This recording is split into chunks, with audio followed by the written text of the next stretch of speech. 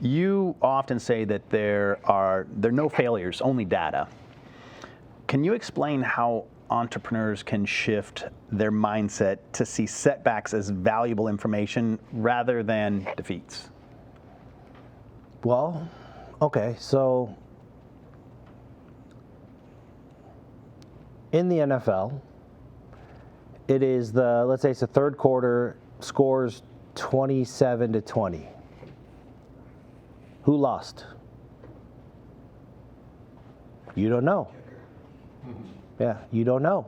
The game's not over. So the only way you can call something a failure is if the game's over. So does that make sense? Yeah, no, absolutely. So unless we're playing something that has a beginning and an end. Right, unless there's a beginning and end and a reset button, because you could say the day ends today and that's totally fine. But when you wake up tomorrow, whatever's in your bank account is an accumulation of the last however many years.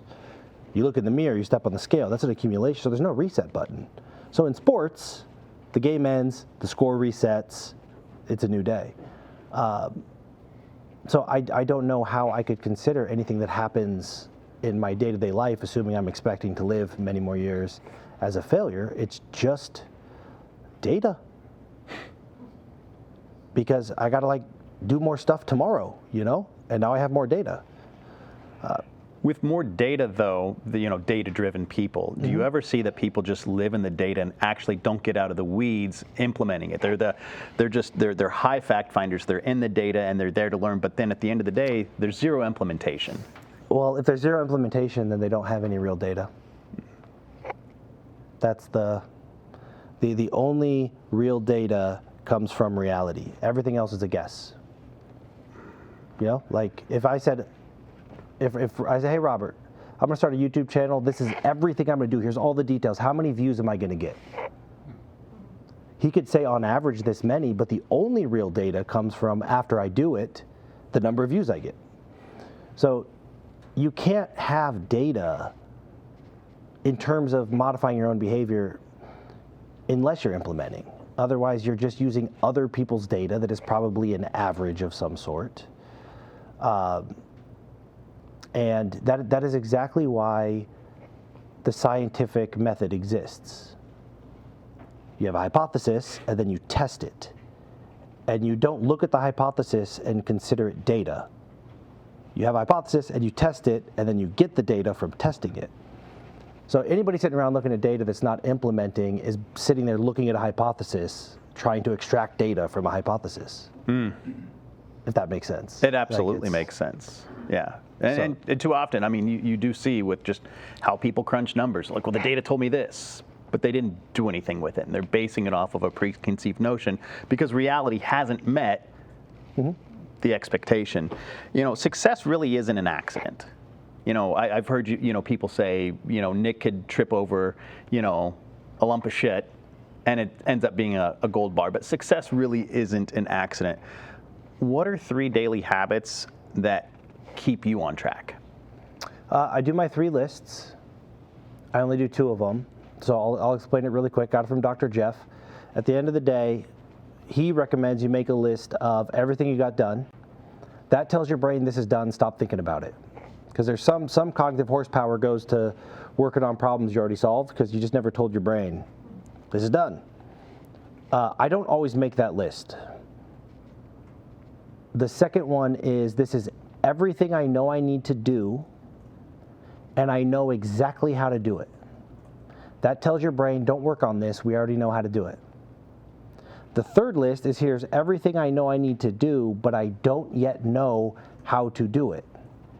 So what you're doing is you're telling your brain, stop thinking about these things, and while you're in the shower, while you're dancing, while you're sleeping, it's working on this third list, which is the shit I know I need to get done, but I don't know how to do. So that's one. The second one is in the morning, the next morning, I start my day with that second list, the things I know need to get done, and I know how to do it. So it kind of flies in the face of some of the, you do the big things first or whatever. Because if you're like me, you've got to the office and said, okay, big problem. I don't know how to solve it yet. And you spent 4 hours staring at a fucking whiteboard, getting nothing done. It's 4 hours, just gone. So by starting with the things I know how to do, I know they need to get done, I know how to do them, I'm working. And usually the answers to that third list, things I need to get done but I don't know how to do, they emerge through the process of doing the work. And so it's like, it works really well for me. So that's the 3 lists before, how I start my day, and the third one is that morning inbox, which I told everybody here to do. When I wake up in the morning, I want to hop out of bed and go, and I do a version of that. I just stop, because I made my lists, told my brain what to work on. I stop and I just check in, is there anything there that I don't want to miss? And that's where bumpers came from. So some of the stuff that I've put out that people like the most, it came from that morning inbox, just saying, is there anything there? Oh shit, huh, okay. And that's a revelation that I probably would have missed had I jumped out of bed and worried about rushing to get to the office or whatever. So those are probably the 3 most important things I do consistently. When you look at the things you don't know how to do, but they're on the list, how did you work through sitting there and being okay with saying, it's okay, I don't know how to do this, and then being willing to sit there and let it reveal itself as time goes on? It's just like being in receivership, using Dr. Jeff's words.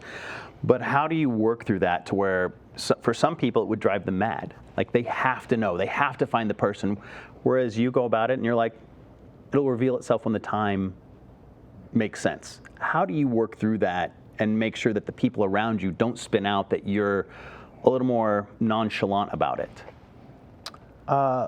Well, I don't think I'm nonchalant as much as far as I understand, it increases the probability that it actually gets done. So on some levels, I would argue that I care more, which means I have to sit with the uncertainty, which is very uncomfortable, but I care enough about having the highest probability to get it done that I'm willing to sit with it. And all these maniacs that are all erratic aren't willing to sit with the uncertainty. So I would argue they're not doing the hard work that needs to get done.